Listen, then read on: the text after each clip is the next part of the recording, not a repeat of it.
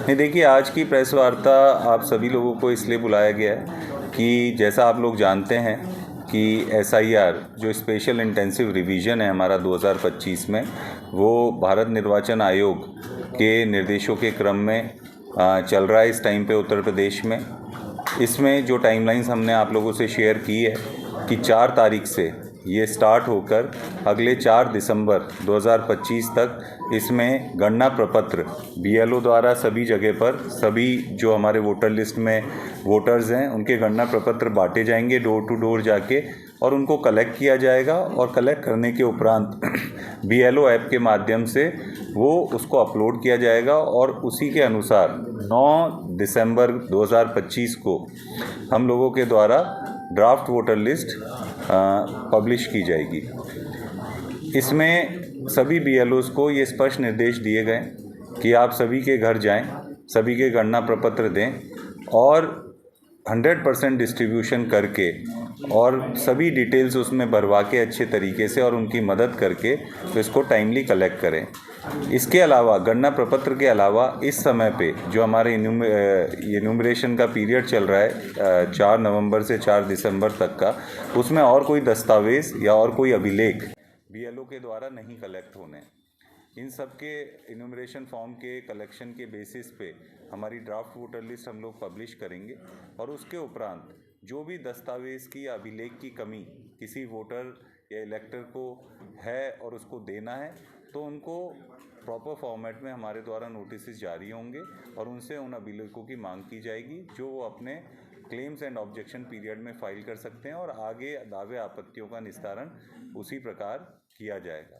तो मैं आप लोगों के माध्यम से सभी जनपद वासियों से ये रिक्वेस्ट करता हूँ, अपेक्षा करता हूँ कि अपने BLO से आप तत्काल संपर्क करें। वैसे वो सभी घर पर आएंगे, पर फिर भी हमने सभी BLOs का साइट पे नाम और डिटेल्स दे रखे हैं, आप उनसे संपर्क करें। आप उनसे कॉल भी रिक्वेस्ट कर सकते हैं, बुक कर सकते हैं कॉल, वो आपसे वापस से कॉल पे बात भी करेंगे और अपना गणना प्रपत्र लें और जल्दी से जल्दी उसको भर के अपने BLOs को वापस से सबमिट करें। गणना प्रपत्र के साथ जैसे मैंने कहा कि कोई भी इन्यूमरेशन पीरियड में गणना प्रपत्र के अलावा कोई भी दस्तावेज या कोई अभिलेख BLO को नहीं लेना है, ना किसी व्यक्ति को इलेक्टर को देना है। सर, साइट का नाम बताइए।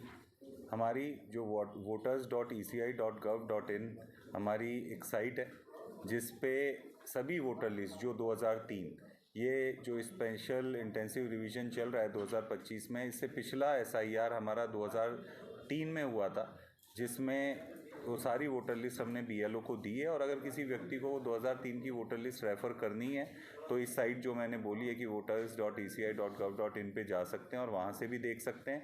लोग स्वतंत्र हैं इलेक्टर्स की, वो अपना गणना प्रपत्र भी यहाँ से डायरेक्टली ECI की साइट से डाउनलोड कर सकते हैं और उसको भर भी सकते हैं अगर वो कहीं बाहर हैं और वहीं से डाउनलोड करना चाहते हैं। और कोशिश करें, BLOs को ये बोला गया ऑलरेडी वो मैपिंग का काम कर रहे हैं, पर ज़्यादा से ज़्यादा लोग, जितने लोग हम 2003 की वोटर लिस्ट से लिंक कर पाएंगे उतने ही कम अभिलेखों की या उतने ही हमारे दस्तावेज़ों की हमें दावे आपत्तियों में ज़रूरत पड़ेगी। अच्छा सर, पोलिंग स्टेशन से अगर मतदाता की दूरी दूर है, चेंज कराना चाह सकता है, तो ऐसा कोई प्रावधान है? नहीं, ऑलरेडी हमने पॉलिटिकल पार्टीज़ के साथ मीटिंग की है। इस काम के साथ पोलिंग बूथ या पोलिंग स्टेशन के रैशनलाइजेशन का वर्क भी चल रहा है। आपके माध्यम से भी मैं ये कहना चाहूँगा कि अगर कोई भी ऐसा पोलिंग स्टेशन है जिसको आपको लगता है कि उससे बेहतर और मानक पूर्ण करता हुआ उसके विसिनिटी में दूसरा पोलिंग स्टेशन है जहां पर बनना चाहिए, वो कोई भी व्यक्ति या पॉलिटिकल पार्टी मतलब वो अपने ऑब्जेक्शन रेज कर सकता है। हम लोग भी सारे पोलिंग स्टेशंस को फिजिकली वेरीफाई कर रहे हैं और जहां पे भी वोटर्स और इलेक्टर्स के लिए जो सहूलियत हम दे सकते हैं और उसके लिए हमें मानक अनुसार कहीं चेंजेस करने पड़ेंगे तो हम लोग वो भी चेंजेस करेंगे। सर, लोगों में भ्रांतियाँ है कि नाम कट जाएगा वोटर लिस्ट से, तो ऐसे लोगों से क्या अपील करना चाहिए? नहीं, देखिए, मेरा सभी लोगों से यह आग्रह है कि आप अगर साइन करके अपना गणना प्रपत्र बेसिक डिटेल लिख के भी भर के दे देंगे तो भी वो काउंट होगा और तो भी उस व्यक्ति का नाम ड्राफ्ट वोटर लिस्ट में आएगा। मेरा सिर्फ इतना कहना है कि जितनी डिटेल के साथ और अच्छे से और पूरा सही भरेंगे उतना आपका क्लेम्स एंड ऑब्जेक्शन में वो फॉर्म नहीं जाएगा। अगर आपने कुछ कमी भरी है या थोड़ी सी कमी या कुछ एरर्स हैं और सही से नहीं भरा तो फिर वो क्लेम्स एंड ऑब्जेक्शन में जाएगा। पर जो 9 तारीख दिसंबर को हम वोटर लिस्ट पब्लिश करेंगे, जितने भी हमारे पास गणना प्रपत्र साइन होकर वापस आएंगे उन सभी का नाम हम ड्राफ्ट वोटर लिस्ट में डालेंगे। सर नया कोई अगर जुड़ना चाहे, देखिए नया व्यक्ति कोई जुड़ना चाहे जिसका वोटर लिस्ट में आज नाम नहीं है तो अपना फॉर्म 6 भर सकता है, जो रूटीन का प्रोसेस है। हमारे किसी को अगर अपना शिफ्ट हो गया है या इधर से एक विधानसभा से दूसरी विधानसभा करना है या कुछ और भी चीज़ें उसमें सही करवानी है तो फॉर्म 8 का प्राविधान भी है। तो वो रूटीन के प्रोसेस हैं। वो ड्राफ्ट वोटर लिस्ट के बाद भी कोई भरेगा तो फाइनल वोटर लिस्ट से पहले उसमें भी क्लेम्स एंड ऑब्जेक्शन सुन के, और जो रूटीन में हम फॉर्म्स को प्रोसेस करते हैं उसी हिसाब से नाम जोड़े या ऑल्टर भी किए जा सकते हैं। अच्छा कुछ लोग सर गाँव में भी मतदाता है, शहर भी मतदाता है?